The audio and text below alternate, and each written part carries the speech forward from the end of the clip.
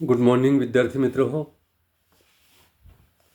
मागील तासाप्रमाणेच आपण या तासात देखील आंतरराष्ट्रीय अर्थशास्त्र या पेपरमधील अभ्यासक्रमावर आधारित काही महत्त्वाचे बहुपर्यायी प्रश्न अभ्यासणार आहोत. तर या तासातील पहिला प्रश्न आपण घेऊया. प्रश्न नीट लक्षात घ्या. Inter regional and international trade हे पुस्तक कोणी लिहिले? पहा, प्रश्न सोपा आहे.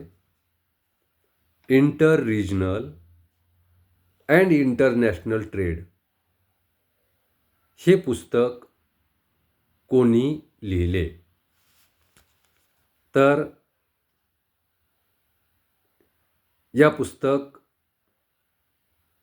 या पुस्तकाबाबत आपण त्या ठिकाणी चर्चा केली होती. आंतरराष्ट्रीय व्यापाराचे सिद्धांत अभ्यासत असताना inter regional and international trade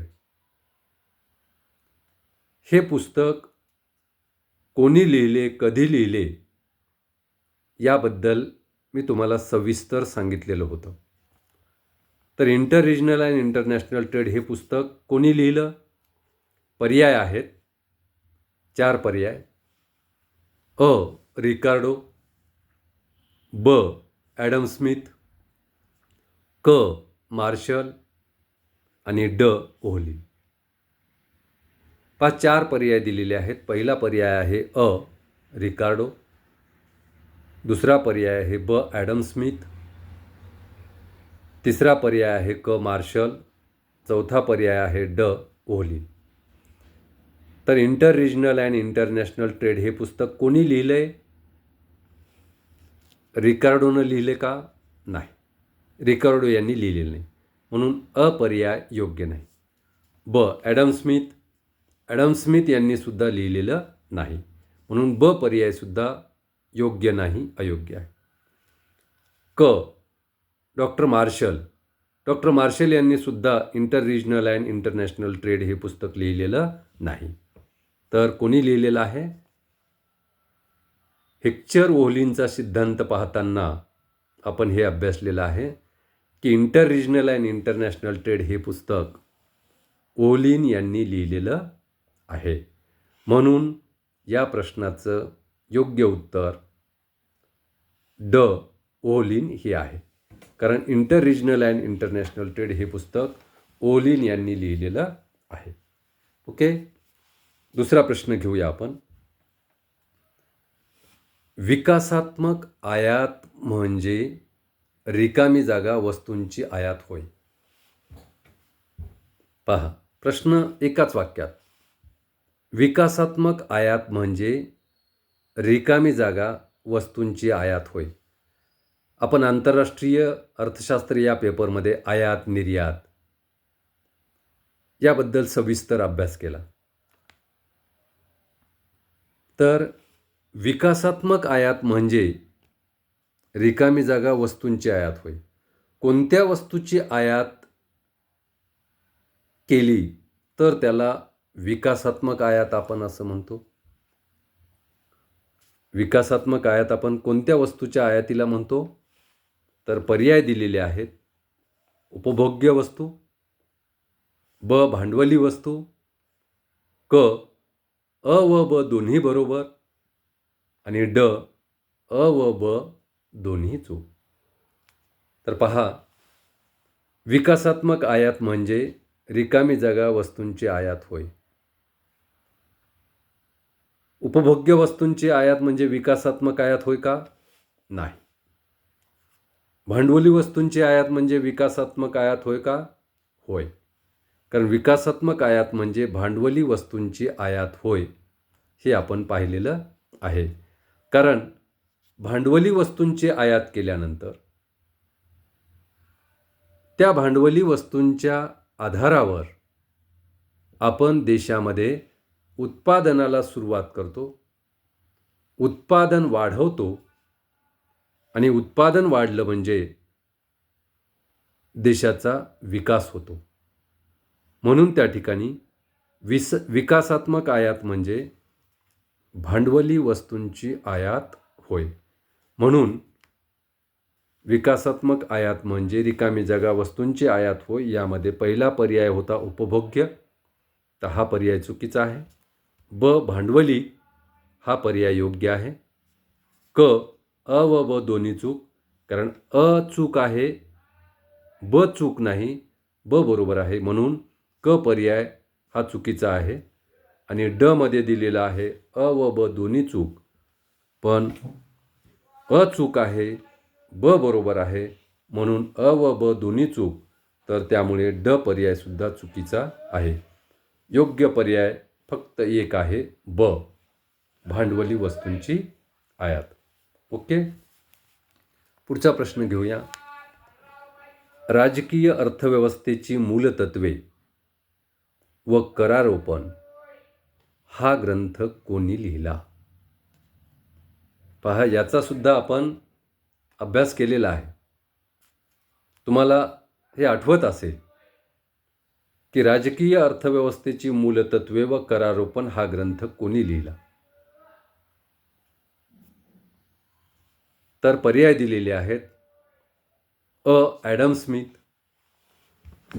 doctor Marshall, Ohlin आणि रिकार्डो. या चार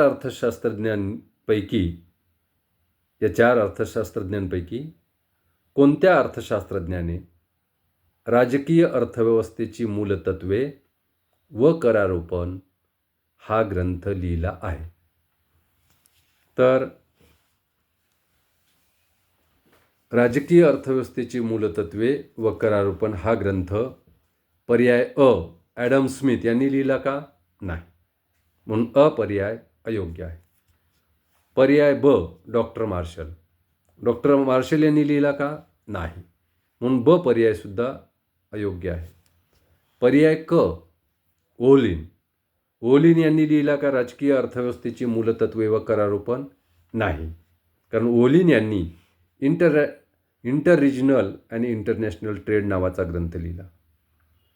तर आणि हे तिन्ही पर्याय अयोग्य आहेत. आता शेवटी राहिला पर्याय रिकार्डो. तर रिकार्डो यांनी राजकीय अर्थव्यवस्थेची मूलतत्वे व करारोपण हा ग्रंथ लिहिला का? तर यस, रिकार्डो यांनी राजकीय अर्थव्यवस्थेची मूलतत्वे व करारोपण हा ग्रंथ लिहिला आहे.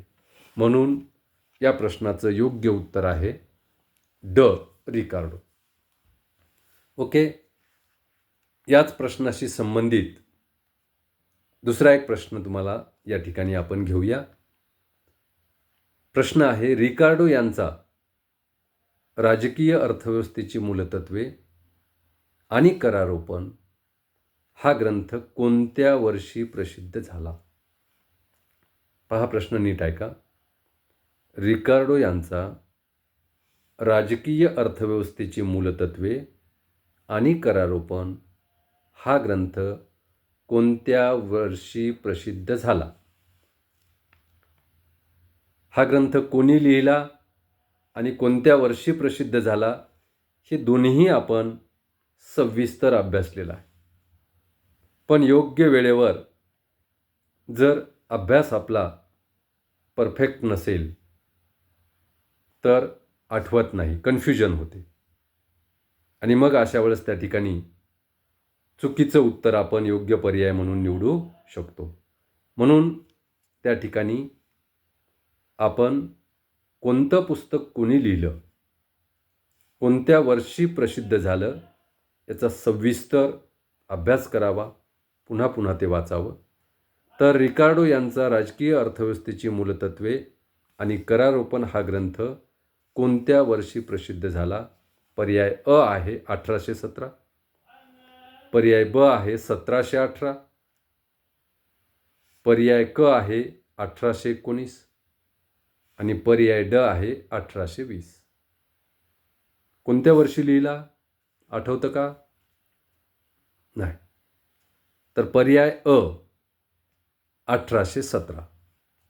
तर रिकार्डो यांचा राजकीय अर्थव्यवस्थेची मूलतत्वे आणि करारोपण हा ग्रंथ 1817 या वर्षी प्रसिद्ध झाला आहे. म्हणून पर्याय हा योग्य पर्याय आहे. ब पर्याय होतं 1718. तर हा कालावधी ॲडम स्मिथच्या अगोदरचा आहे आणि रिकार्डो हे ॲडम स्मिथ नंतरचे अर्थशास्त्रज्ञ आहे. म्हणून ब पर्याय चुकीचा आहे. 1819 तर हे सुद्धा पर्याय चुकीचा आहे आणि 1820 हा पर्यायसुद्धा चुकीचा आहे. फक्त पर्याय 1817 हा पर्याय योग्य आहे. म्हणजे रिकार्डो यांचा राजकीय अर्थव्यवस्थेची मूलतत्वे आणि करारोपण हा ग्रंथ 1817 प्रसिद्ध झाला आहे. ओके, पुढचा प्रश्न घेऊया. सरकार जेव्हा देशातील चलनाचे विदेशी चलनातील मूल्य जाणीवपूर्वक कमी करते तेव्हा त्यास चलनाचे रिकामी जागा असे म्हणतात. प्रश्न पुन्हा एकदा ऐका. सरकार जेव्हा देशातील चलनाचे विदेशी चलनातील मूल्य, देशातील चलनाचे विदेशी चलनातील मूल्य जाणीवपूर्वक कमी करते तेव्हा त्यास चलनाचे रिकामी जागा असे म्हणतात. पर्याय आहेत चलन मूल्यातील घट, पर्याय आहे चलन मूल्यातील घट, ब पर्याय आहे चलन घट, क पर्याय आहे अवमूल्यन, ड पर्याय आहे अतिमूल्यन. तर कोणता पर्याय योग्य आहे? पुन्हा प्रश्न नीट ऐका. प्रश्न नीट ऐकल्याशिवाय उत्तर योग्य निवडू शकत नाही आपण. म्हणून प्रश्न नीट वाचा, नीट ऐका. परीक्षेतसुद्धा प्रश्न नीट वाचा, समजून घ्या, नंतर खालचा योग्य पर्याय कोणता आहे ते निवडा. सरकार जेव्हा देशातील चलनाचे विदेशी चलनातील मूल्य जाणीवपूर्वक कमी करते तेव्हा त्यास रिकामी जागा असे म्हणतात. चलन मूल्यातील घट, पर्याय आहे चलन मूल्यातील घट, ब पर्याय आहे चलन घट, क पर्याय आहे अवमूल्यन आणि ड पर्याय आहे अतिमूल्यन. तर ड पर्याय तर चुकीचा आहे. अतिमूल्यन या ठिकाणी सरकार जाणीवपूर्वक चलनाचं मूल्य कमी करते, म्हणजे अतिमूल्यन नाही. पर्याय होता चलन मूल्यातील घट. चलन मूल्यातील घट हा पर्यायसुद्धा अयोग्य आहे. चलन घट हा पर्यायसुद्धा अयोग्य आहे. तर क पर्याय अवमूल्यन हा पर्याय बरोबर आहे. कारण आपण अवमूल्यन म्हणजे काय याचा अभ्यास सविस्तर केला. तर अवमूल्यन याचा अभ्यास पाहत असताना अवमूल्यनाचे परिणाम अभ्यासले आपण.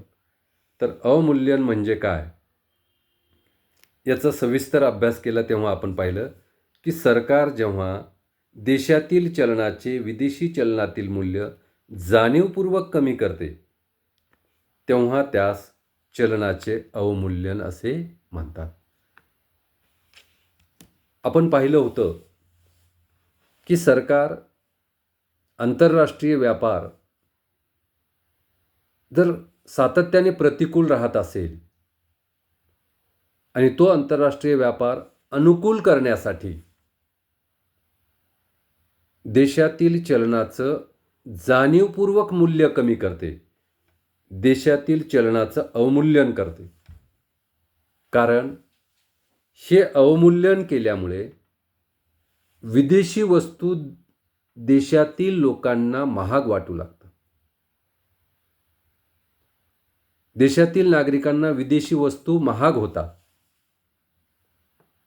विदेशी वस्तूसाठी पूर्वीपेक्षा जास्त पैसा द्यावा लागतो, जास्त चलन खर्च करावा लागतो. म्हणून विदेशी वस्तू देशातील नागरिकांना महाग वाटू लागतात आणि त्यामुळे विदेशी वस्तूची मागणी कमी व्हावी म्हणून देशातील सरकार विदेशी चलनातील देशातील चलनाचं मूल्य जाणीवपूर्वक कमी करते आणि तेव्हा त्याला आपण अवमूल्यन असं म्हणतो. आणि हे अवमूल्यन केल्यामुळे जे प्रतिकूल आंतरराष्ट्रीय व्यापार होता तो अनुकूल आंतरराष्ट्रीय व्यापार होईल या अपेक्षेने सरकार देशातील चलनाचं अवमूल्यन करीत असते. म्हणून या प्रश्नाचं योग्य उत्तर आहे क, अवमूल्यन. कारण सरकार जेव्हा देशातील चलनाचे विदेशी चलनातील मूल्य जाणीवपूर्वक कमी करते तेव्हा त्यास अवमूल्यन असे म्हणतात. तर विद्यार्थी मित्र हो, या ठिकाणी आपण थांबूया. बाकी उर्वरित प्रश्न आपण पुढच्या तासामध्ये घेऊया. धन्यवाद.